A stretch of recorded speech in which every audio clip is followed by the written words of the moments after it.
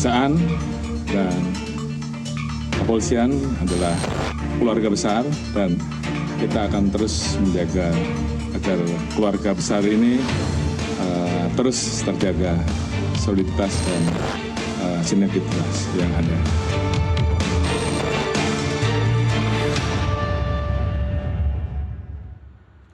Mantan Jampitsus Kejaksaan Agung Febri Adriansyah ditetapkan sebagai tersangka kasus korupsi besar. Namun yang jadi obrolan publik bukan sekedar nilai korupsinya. Publik juga bertanya tentang drama di balik kasus. Khususnya usai polisi tiba-tiba melimpahkan dan menyerahkan begitu saja kasus Febri ke Kejaksaan Agung untuk diusut sendiri. Apakah ini murni penegakan hukum atau ada tarik ulur kepentingan dan ego sektoral antar lembaga? Lantas, mengapa bukan KPK yang menangani kasus Febri agar lebih netral? Kita akan bahas bersama narasumber yang sudah tersambung melalui Zoom. Di sore hari ini ada Deputi Bidang Kemitraan dan Hubungan Media Badan Komunikasi Pemerintah Kurnia Ramadana dan Komisioner Komisi Kepolisian Nasional Kompolnas Yusuf Warshim. Selamat sore Pak Yusuf, selamat sore Mas Kurnia.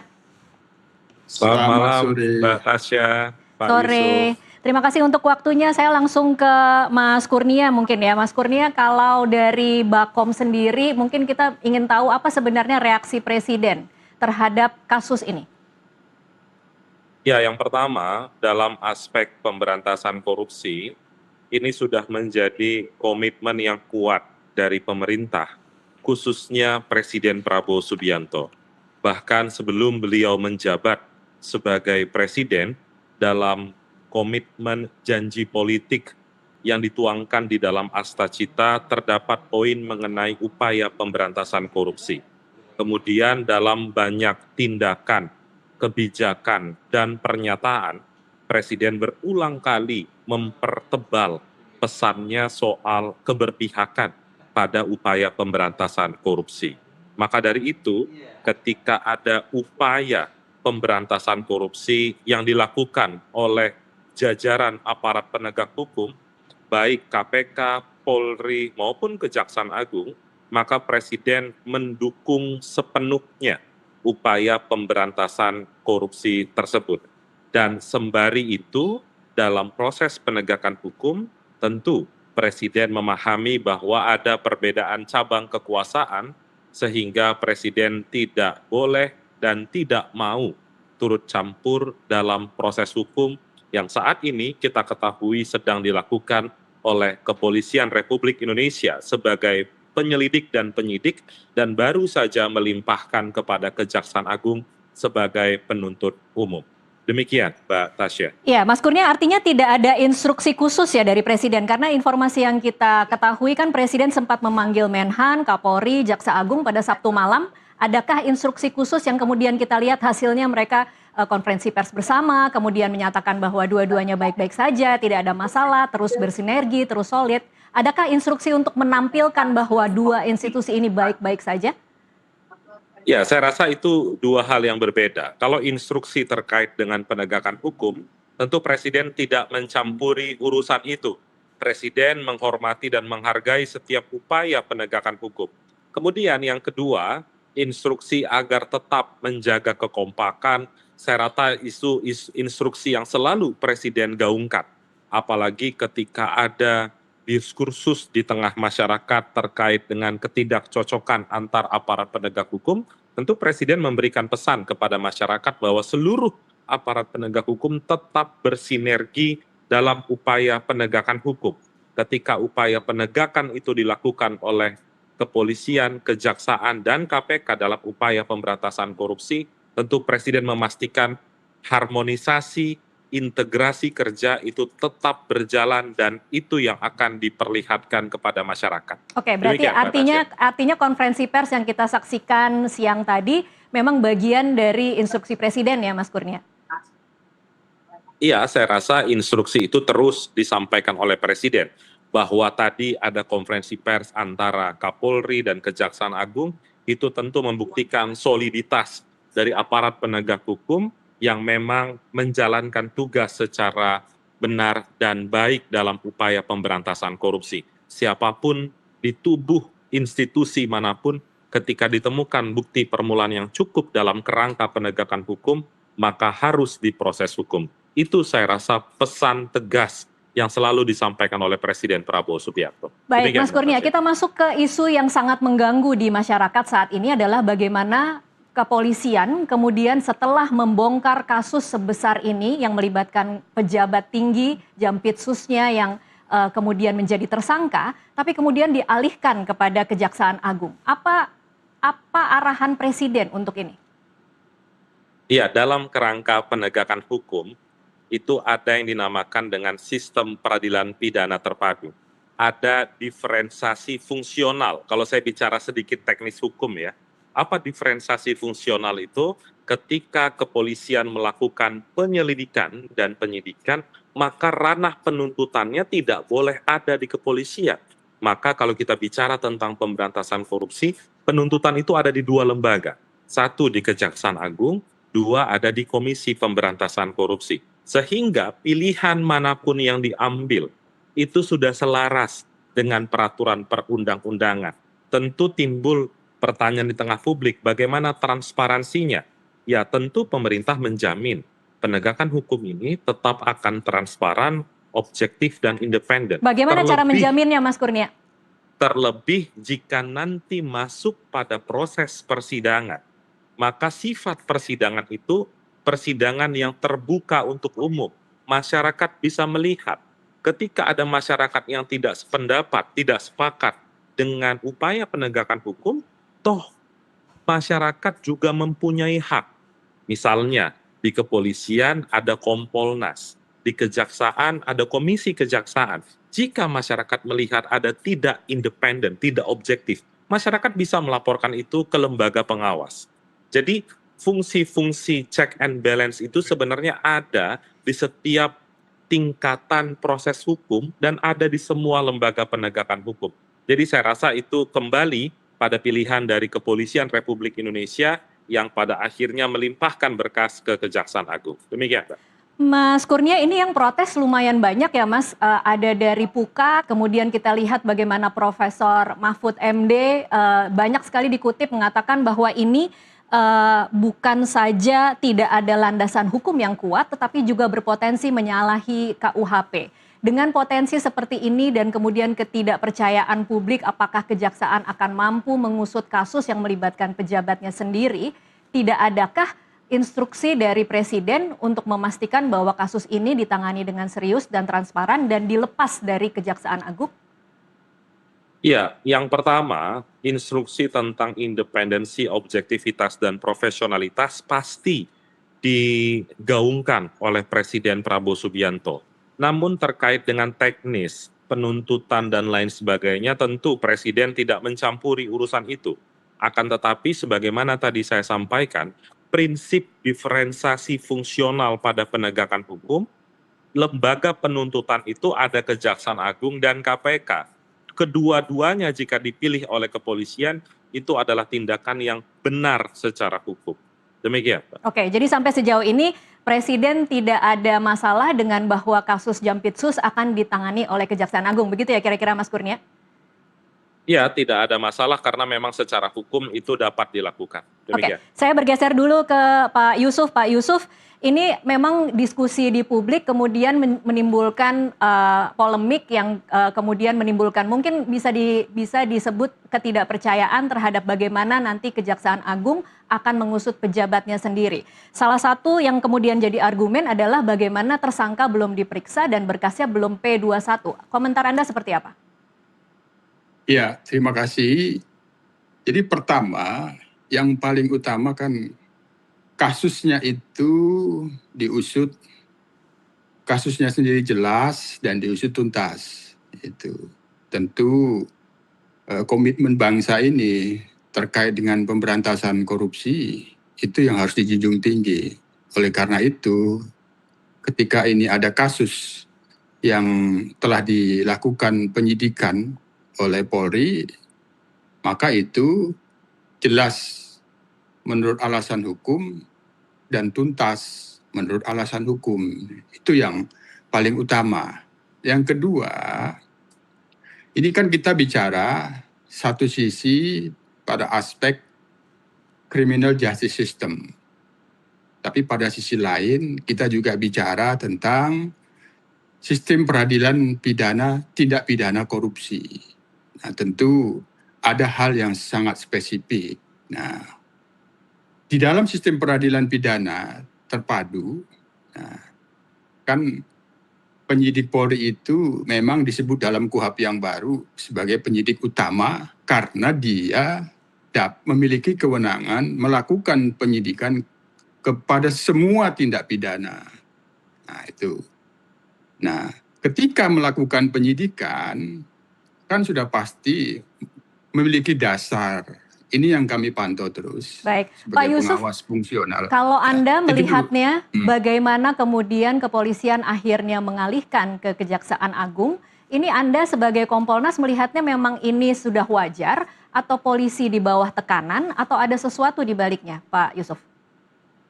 Kami tidak bisa menyampaikan di forum ini wajar dan tidak wajar, karena proses ini masih panjang. Tadi, ada sistem peradilan pidana terpadu, tapi ada sistem peradilan pidana khusus tindak pidana korupsi. Nah, di dalam sistem peradilan tindak pidana korupsi, penyidik itu tidak hanya Polri, tapi ada penyidik jaksa, ada penyidik KPK.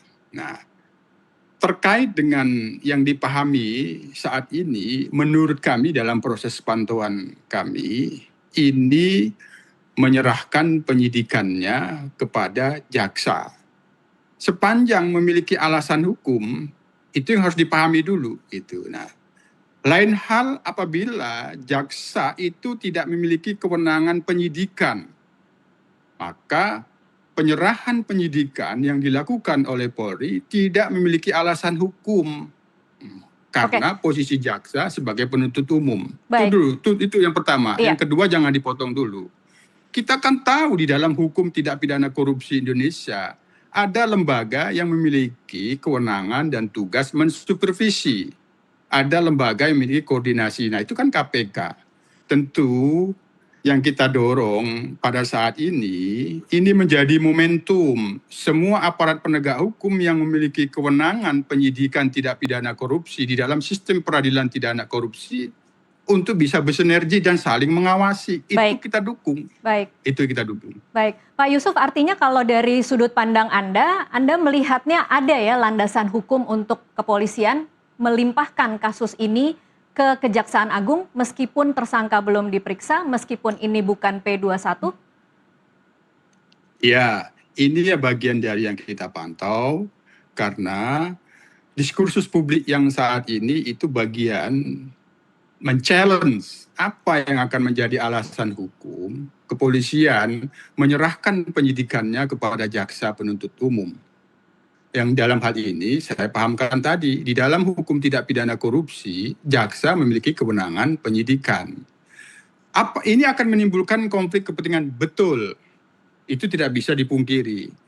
Ketika SPDP itu dibuat oleh Polri di dalam melakukan penyidikan kasus ini, kan SPDP itu kan juga dikirimkan ke jaksa penuntut umum. Oleh karena itu, di dalam penegakan selanjutnya, agar ini kasusnya jelas dan tuntas, kita mendorong sinergi penyidikan yang dilakukan itu, baru ada supervisi dari Siapa KPK. yang mengawasi kira-kira Pak Yusuf? Ya, Kompolnas akan terus mengawasi bagaimana proses sinergi yang dilakukan antara penyidik Polri dengan jaksa nanti selama proses penyidikan ini berjalan, tapi terkait dengan supervisi sendiri kan terkait dengan tindak pidana korupsi kan itu ada tugas KPK, ada kewenangan KPK. Ini yang akan kita pantau juga apakah selama ini proses penyidikannya sementara yang kami peroleh informasinya itu sudah dalam supervisi KPK, termasuk kemarin rilis yang hari Sabtu itu juga ada supervisi KPK, termasuk di dalam rilis pertama di Polda Metro Jaya terkait dengan kegiatan penggeledahan itu juga ada supervisi KPK. Ini terus akan kita pantau. Nah, selanjutnya bagaimana proses penyidikan yang ada di Kejaksaan Agung, ya kita harap, kita dorong itu sinergi. karena sama-sama di dalam sistem peradilan pidana terpadu. Yang penting itu diawasi. Nah, di sini peran KPK bisa mengawasi karena memiliki tugas supervisi. Itu, Mbak Tasha. Oke, baik, kita harus break dulu untuk jeda azan maghrib. Pak Yusuf, Mas Kurnia ditahan dulu, nanti akan kita lanjutkan usai jeda. Pemirsa tetaplah bersama NTV Prime.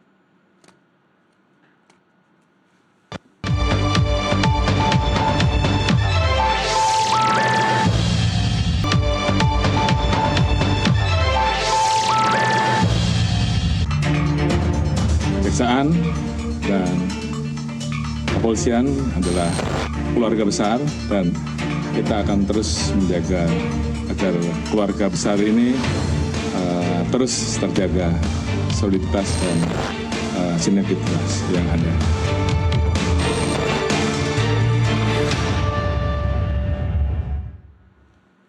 Pemirsa, terima kasih Anda masih bersama NTV Prime. Saya masih bersama dengan Kurnia Ramadana, Deputi 3 Bakom, dan juga Yusuf Warshim, Komisioner Kompolnas. Saya kembali lagi ke Mas Kurnia. Mas Kurnia, bagian dari tugas Bakom adalah mengkoordinasikan komunikasi antar kementerian, lembaga, dan pemerintah, dan juga memantau dan mengevaluasi komunikasi publik. Saya ingin tahu catatan Bakom pasca pengungkapan kasus korupsi yang melibatkan Jampitsus di Kejaksaan Agung, seperti apa persepsi publik menurut Bakom? Bahwa ada timbul diskusi di tengah masyarakat terkait dengan proses penegakan hukum, saya rasa itu adalah hal yang lumrah. Namun terkait dengan aspek komunikasi publik pemerintah, saya rasa sampai saat ini masih terjaga baik ya. Bagaimana kita melihat Polda Metro Jaya saat awal proses penggeledahan dan penyitaan. Ada upaya paksa yang dilakukan oleh kepolisian, khususnya Kortas Tipikor bersama dengan Polda Metro Jaya. Ada kepolisian yang aktif, Kabid Humas Polda Metro Jaya memberikan update kepada masyarakat. Kemudian diikuti beberapa hari kemudian, tim Polda Metro Jaya bersama dengan Kakortas Tipikor juga menggelar sejumlah barang bukti dan menyampaikan beberapa update penanganan perkara. Baru di kemudian hari setelah Komisi 3 DPR RI bersama dengan PLT Jampitsus dan Kakortas Tipikor Polri menyampaikan update yang saya rasa cukup ramai diperbincangkan oleh masyarakat saat menetapkan 2 orang sebagai tersangka. Jadi kalau kita apalagi kita sudah melihat dan mendengar pernyataan dari Pak Menseknek, Pak Prasetyo Hadi yang juga sudah menegaskan sikap dari Presiden yang menghormati dan menghargai proses hukum yang dilakukan oleh kepolisian dan Kejaksaan Agung. Apalagi ditambah peristiwa hari ini di mana ada pertemuan antara Jaksa Agung beserta jajarannya, kemudian Kapolri bersama jajarannya untuk memberikan pesan soliditas di antara kedua lembaga tidak terganggu dengan adanya proses penegakan hukum hari ini.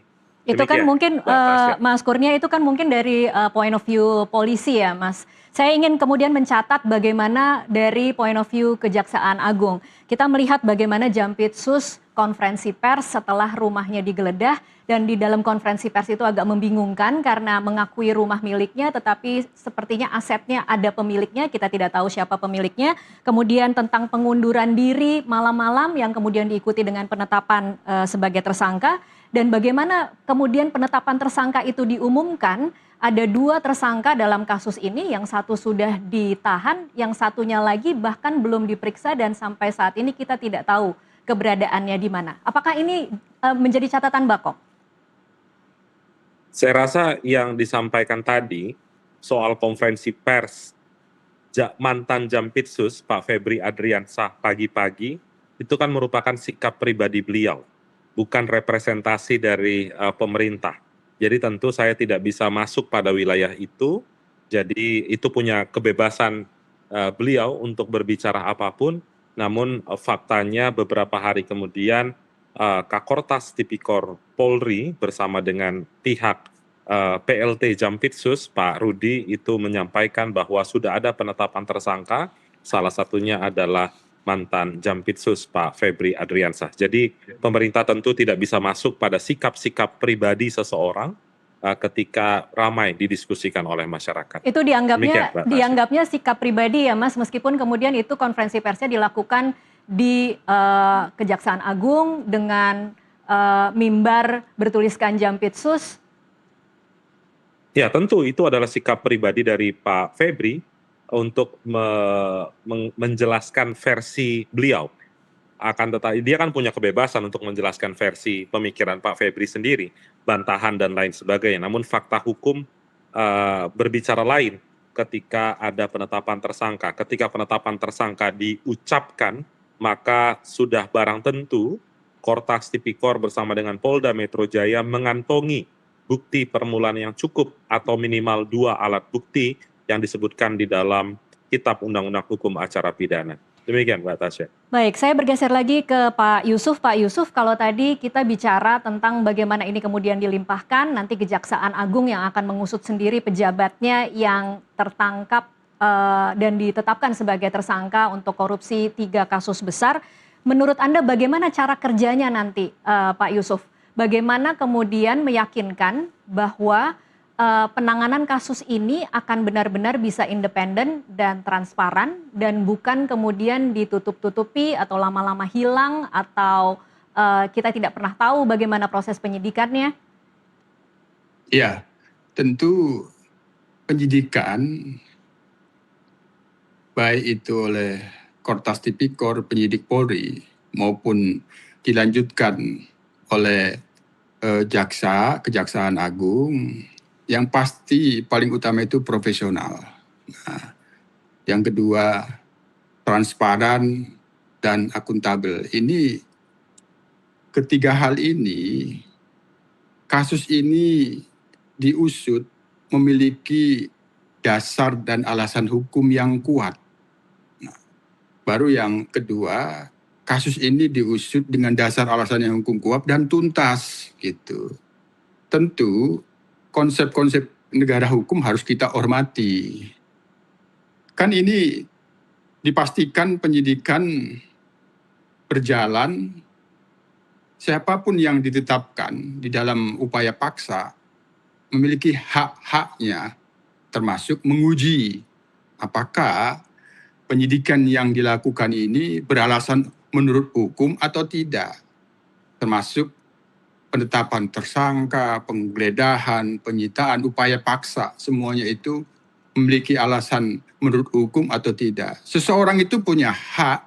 Nah, ini sangat dipastikan ketika sudah profesional dan akuntabel, nanti dia tetap kuat. Itulah posisi kami sebagai pengawas fungsional kerja kepolisian, bahwa penyidikan yang telah dilakukan, dimulai adanya LP, kemudian penyidikan dan terbitnya surat perintah dimulai penyidikan yang kemudian itu disampaikan kepada jaksa penuntut umum. Karena ini tindak pidana korupsi, tentu itu di bawah koordinasi dan pengawas supervisi KPK. Itu benar-benar profesional dan akuntabel ketika tidak bisa disoal secara hukum bahwa ini tidak punya dasar. Itu dulu. Nah, baru kemudian kasusnya tuntas. Nah, agar tuntas, disinilah lembaga yang memiliki kewenangan melakukan supervisi seperti KPK itu kita dukung.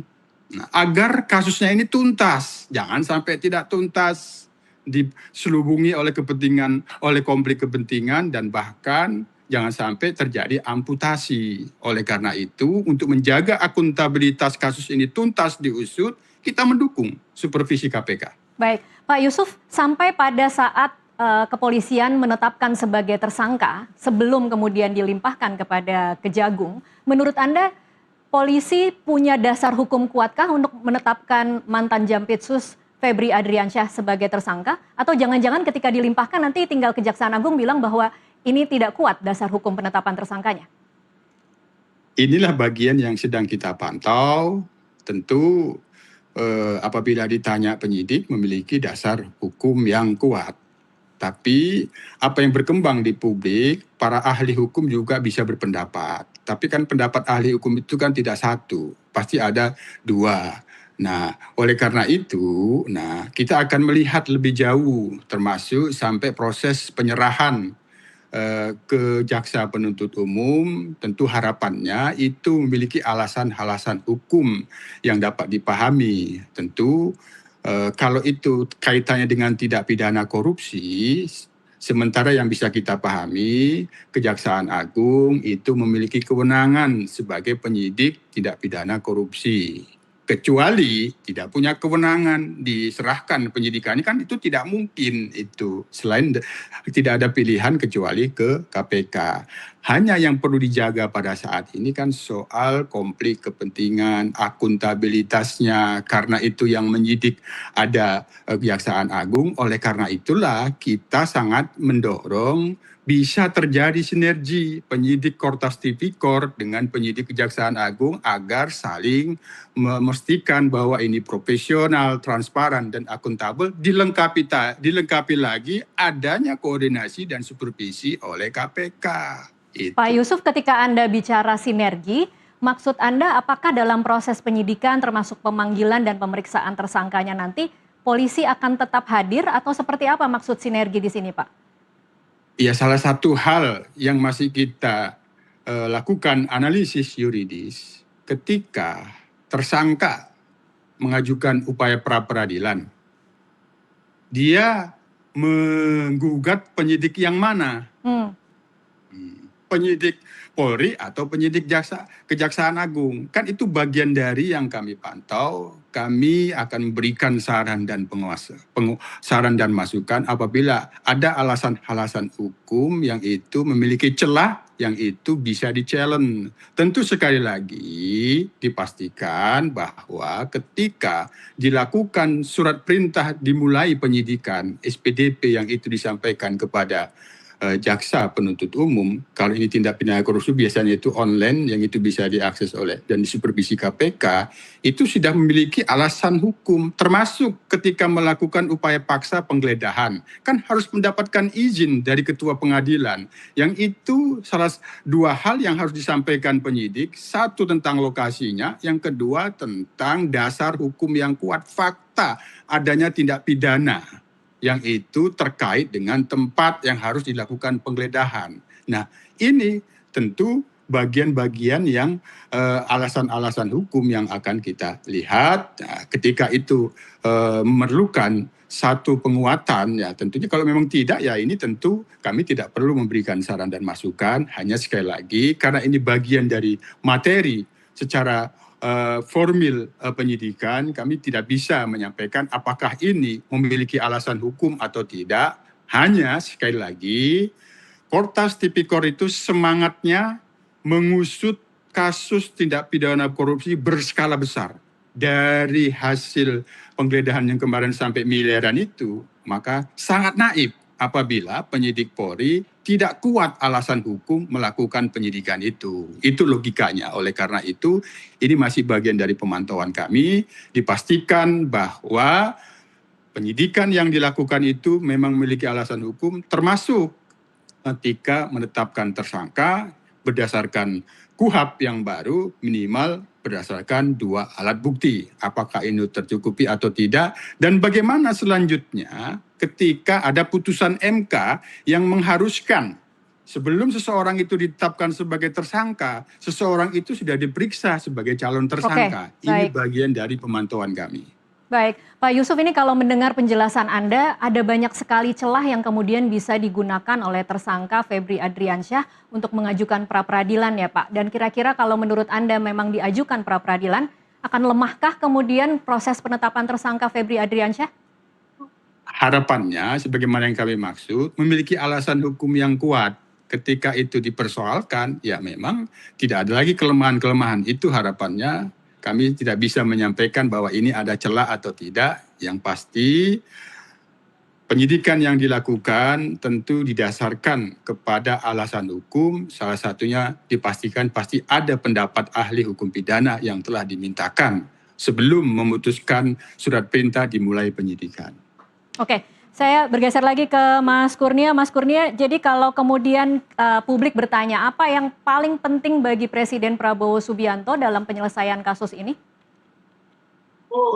Iya, Presiden tadi sebagaimana saya sampaikan tetap mendukung upaya penegakan hukum yang dilakukan oleh Polri dan Kejaksaan Agung.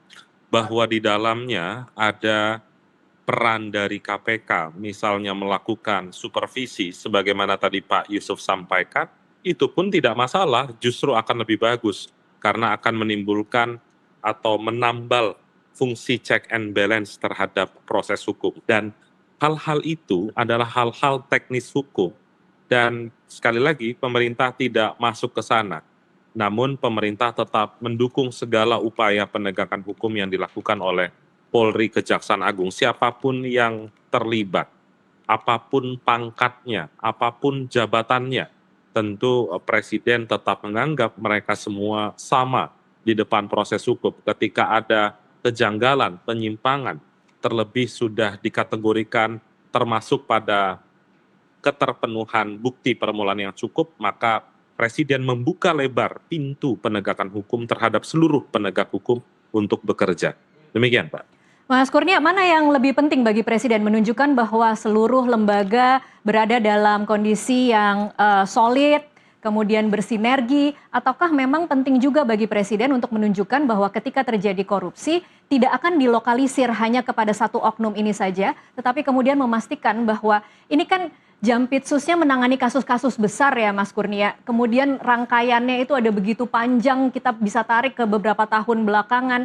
Dan bagaimana nasib kasus-kasus itu kemudian ketika Jampitsusnya saat ini diduga terlibat korupsi yang kemudian mungkin saja korupsi-korupsi itu datangnya dari kasus-kasus besar sebelumnya?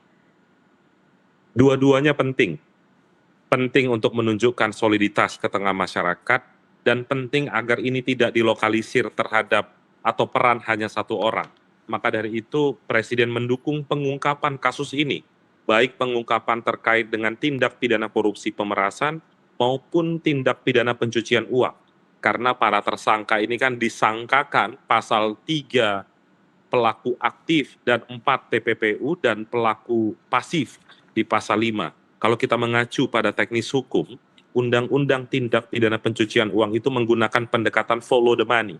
Maka dari itu pemerintah membuka pintu selebar-lebarnya, memanfaatkan instrumen pengawasan PPATK dan lain sebagainya untuk melihat kemana aliran dana itu berujung dan singgah ke pihak-pihak mana saja.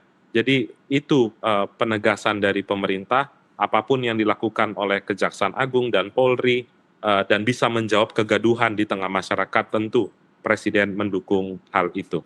Demikian, Mbak. Baik, saya ke Pak Yusuf lagi. Pak Yusuf, apa kira-kira yang akan dilakukan Kompolnas dalam beberapa minggu ke depan untuk memastikan bahwa meskipun berkasnya sudah dialihkan oleh kepolisian, tetapi kasus ini tidak akan menguap begitu saja? Yang pertama tadi sudah saya sampaikan bahwa ini kan praktek kita menegakkan hukum tidak pidana korupsi. Nah, tentu apabila memang bisa dilakukan sinergitas penyidikan, yaitu kita dorong. Oleh karenanya kita akan melihat alasan-alasan hukumnya dulu. Nah itu. Nah yang kedua, sekali lagi bahwa kasus ini tidak boleh tidak tuntas gitu. Sudah begitu hingar-bingarnya penggeledahan diekspos, harus tuntas dan jelas gitu. Nah, sehingga definisi tuntas itu seperti apa Pak Yusuf? Karena kadang-kadang dalam kasus-kasus sebesar ini biasanya berhenti hanya di satu oknum. Sementara publik sebenarnya kemudian mengharapkan kalau selevel Jampitsus saja kemudian terbukti memiliki harta sebesar itu yang kemudian tidak ada di LHKPN, mereka kemudian berharapnya ada jaringan-jaringan yang bisa dibuka di dalam Kejaksaan Agung. Ya, tuntas dan jelasnya itu ya menurut hukum, menurut bukti-bukti yang ada. Apabila bukti-bukti itu mengarah lebih daripada 2 orang atau 3 orang, tentu itu tidak boleh berhenti. Itu yang dimaksud tuntas. Semuanya berdasarkan bukti-bukti hukum. Walaupun demikian, proses penegakan hukum itu kan due process of law. Jadi kan siapapun yang ditetapkan tersangka, mereka punya hak-hak hukum untuk dihormati. Nah, Kompolnas dalam hal ini meskipun mengawasi kepolisian, kita tetap menghormati siapapun di dalam proses penegakan hukum yang dilakukan oleh kepolisian itu mengalami penghormatan terhadap hak-haknya. Tidak ada hak-hak yang dilanggar, disimpangkan. Itulah wujud daripada profesionalisme penyidikan, akuntabilitas penyidikan yang dilakukan, bahwa profesionalitas dan akuntabilitas penyidikan yang dilakukan itu memang kuat menurut hukum. Itu fungsi kita mengawasi kinerja penyidikan yang dilakukan oleh kepolisian. Oleh karena ini telah diserahkan kepada jaksa penuntut umum, tentu sinergitas ini yang akan kita pantau lebih lanjut. Nanti kita berkoordinasi terus dengan Komisi Kejaksaan yang memiliki fungsi, tugas, dan kewenangan mengawasi jaksa. Itu Mbak Tasya. Baik, Pak Yusuf, terakhir apa rekomendasi Kompolnas agar kasus hukum yang melibatkan aparat penegak hukum tidak menimbulkan polemik? Karena kita beberapa kali ya Pak Yusuf sebenarnya menangani kasus atau melihat dan menyaksikan kasus seperti ini ketika seorang pejabat di satu institusi penegak hukum kemudian terjerat kasus hukum, kemudian yang menangani adalah institusi itu sendiri, kemudian kepercayaan publik bisa jadi turun terhadap institusi itu. Haruskah ada peraturan yang mengatur bahwa ketika seorang pejabat aparat penegak hukum terlibat satu kasus tidak diusut oleh institusi itu sendiri? Ya, kalau prakteknya di kepolisian ada beberapa kasus yang itu oknum, bahkan sampai jenderal berbintang 2. Kan diusut dan tuntas. Dilakukan penyidiknya oleh Polri, dilakukan penuntutannya oleh jaksa penuntut umum. Kan tuntas. Itu kan fakta. Fakta bahwa dalam proses menangani oknum institusinya sendiri itu tuntas. Nah ini kan kaitannya dengan tindak pidana korupsi. Dalam beberapa waktu yang lalu kita sempat pernah melihat ada benturan-benturan. Kasus ditangani jangan sampai menimbulkan benturan institusi. Padahal yang melakukan pelanggaran kejahatan itu kan oknum dari institusi itu, bukan institusinya. Oleh karena itu tentu dalam proses ini kita akan pantau lebih lanjut sampai tuntas ya. Pasti ke depan ini apabila terjadi sinergitas penyidikan ini, tentu ini cara berhukum kita yang baru terkait dengan tindak pidana korupsi, bahwa ke depan semua aparatur penegak hukum yang memiliki kewenangan penyidikan tindak pidana korupsi dan pencucian uang, tentu koordinasi, sinergi, dan supervisi itu ya kita dorong agar tujuannya tuntas, bisa memberantas korupsi dan meningkatkan indeks perception corruption kita. Itu Mbak Tasya. Baik, terima kasih Yusuf Warshim, Komisioner Kompolnas, dan Kurnia Ramadana, Deputi 3 Bakom, untuk waktunya bersama kami di NTV Prime. Pemirsa, saling kunci, tarik ulur, hingga ego sektoral antar institusi tidak boleh mengorbankan agenda besar pemberantasan korupsi di negeri ini. Publik tidak butuh drama kompromi, tapi kejelasan hukum dan transparansi nyata. Kasus mantan Jampitsus Febri Adriansyah adalah ujian terbesar bagi sinergi penegak hukum saat ini. Jika ujian ini gagal, dibuktikan dengan keterbukaan, kepercayaan publik taruhannya. NTV Prime masih akan kembali usai jeda.